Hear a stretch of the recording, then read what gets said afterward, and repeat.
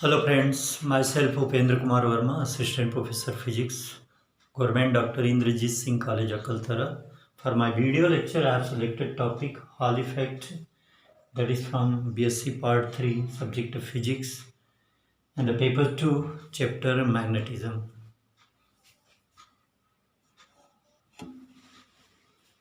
तो सबसे पहले ये देखते हैं कि हॉल इफेक्ट होता क्या है। उसके लिए हम एक 3 डायमेंशन कंडक्टर के बारे में विचार करते हैं।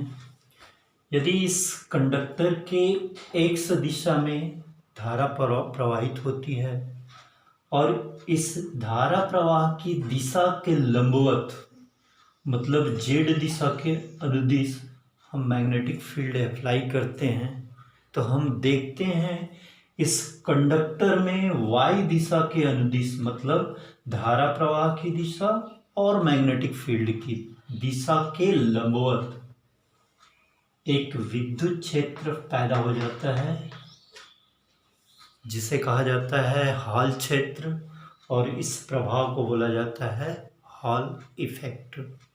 अब हम ये देखते हैं कि ये हॉल क्षेत्र पैदा क्यों होता है। उसके लिए हम जानते हैं कि धारा प्रवाह मतलब आवेश का प्रवाह। यदि धारा प्रवाह एक्स दिशा की ओर है, ऑब्वियसली धनात्मक आवेश का प्रवाह एक्स दिशा की ओर होगा और ऋणात्मक आवेश के प्रवाह की दिशा क्या होगा, उसके विपरीत। द सेम टाइम जब इस पे मैग्नेटिक फील्ड अप्लाई किया जाता है तो इस आवेश के प्रवाह की दिशा तथा मैग्नेटिक फील्ड के कारण एक बल कार्य करता है, जिस बल की दिशा हम फ्लेमिंग के लेफ्ट हैंड रूल से जान सकते हैं। यदि मिडिल फिंगर करेंट प्रवाह की दिशा है, फोर फिंगर मैग्नेटिक फील्ड की दिशा है, तो उस आवेश पे लगने वाला बल की दिशा थंब की दिशा से दिया जाएगा। मतलब इस धनात्मक आवेश पर ऊपर की ओर लॉरेंज बल कार्य करेगा और इस ऋणात्मक आवेश पर नीचे की ओर लॉरेंज बल कार्य करेगा। इसका मतलब ये होगा कि इस कंडक्टर में बहने वाले धनात्मक आवेश ऊपर की ओर एकत्रित होगा। एट द सेम टाइम इस कंडक्टर पर बहने वाले ऋणात्मक आवेश इस कंडक्टर की निचली सतह पर एकत्र होगा। अब this one positive charge high potential, this one negative charge low potential, that means potential difference of the voltage hall विभव पैदा होता है, जिस हॉल विभव के कारण हॉल क्षेत्र पैदा होता है। हम ये भी देखते हैं कि जैसे जैसे मतलब समय के साथ ये जो कलेक्शन है पॉजिटिव चार्ज और नेगेटिव चार्ज वो बढ़ते जाएगा, मतलब हॉल क्षेत्र की इंटेंसिटी बढ़ते जाएगा। हम ये भी देख सकते हैं कि हॉल क्षेत्र के कारण एक बल कार्य करेगा जिसका मान होगा E इंटू EH, और इस हॉल क्षेत्र के कारण लगने वाले बल की दिशा डाउनवर्ड होगी। That means it will try to bring this positive charge downward and negative charge upward।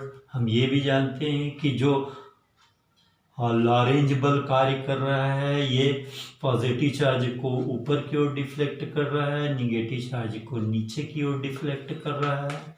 इसका मतलब FH और FL दोनों अपोजिट दिशा में कार्य कर रहा है। हम ये भी जानते हैं कि FH का मान लगातार बढ़ते जाएगा, तो एक स्थिति ऐसी आ जाएगी कि जो FH है हॉल क्षेत्र के कारण लगने वाला बल और लॉरेंज बल एक दूसरे के बराबर हो जाएंगे। That means will have the condition FH is equal to FL। Now this condition will be helpful to find out the value of EH। उसको आगे देखते हैं। जैसा कि हम जानते हैं कि लॉरेंज बल का मान होता है E आवेश, V x आवेश का drift velocity cross multiplication with applied magnetic field. अब चूंकि ये दोनों एक दूसरे के लंबवत लिया गया है, इसीलिए F L is equal to हो जाएगा E into V X into V Z is the one condition we have got. Now Hall क्षेत्र के कारण आवेश पे लगने वाले बल F H is equal to आवेश गुणा हॉल क्षेत्र की तीव्रता। The second condition, and we know that FL will be equal to FH.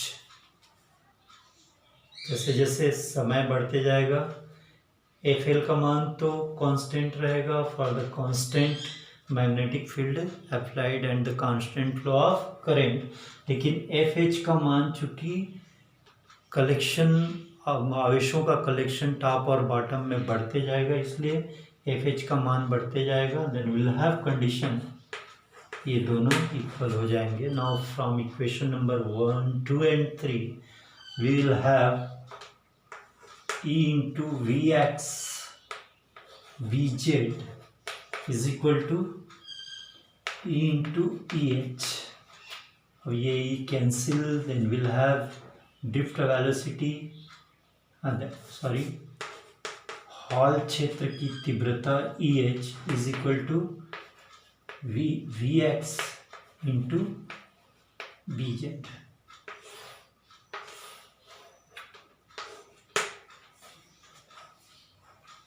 यहाँ पे हॉल क्षेत्र की तीव्रता को हम धारा घनत्व करंट डेंसिटी के पदों में भी निकाल सकते हैं। जैसा कि हमको मालूम है current density J X is equal to minus of N into E into V X, जहाँ पे एन जो है आवेश घनत्व मतलब एकांक आयतन में आवेश की संख्या, ई आवेश, वी एक्स ड्रिफ्ट वेलोसिटी। यहाँ पे ई यहाँ पे निगेटिव साइन ये कहता है कि जो चार्ज लिया है वो इलेक्ट्रॉन है। अब यदि समीकरण 5 का मान हम समीकरण 4 में रख दें तो E H is equal to हमें मिल जाएगा minus of J X divided by N into E into D Z, और E H is equal to R H into J X into D Z. यहाँ पे देख सकते हैं समीकरण 6 में हमने माइनस ऑफ 1/n ई के जगह लिखा है आर एच, और इसे कहा जाता है हॉल गुणांक। तो ये समीकरण 6 में जो आर एच है वो हॉल गुणांक है, जिसका वैल्यू होता है 1/n इंटू ई।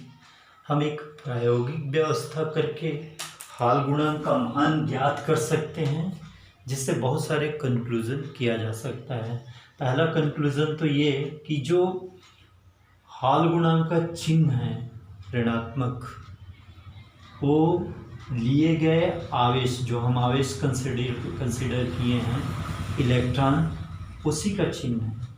इसका मतलब यदि हम हॉल गुणांक का चिन्ह जानते हैं, साइन जान लें, हम ये पता कर सकते हैं उस कंडक्टर में बहने वाली धारा इलेक्ट्रॉन धनात्मक या ऋणात्मक आवेश के कारण है या धनात्मक आवेश के कारण। मतलब आर एच का मान यदि ऋणात्मक है तो जो धारा बह रही है वो ऋणात्मक आवेश के कारण, यदि आर एच का मान धनात्मक है तो जो धारा बह रही है वो धनात्मक आवेश के कारण है।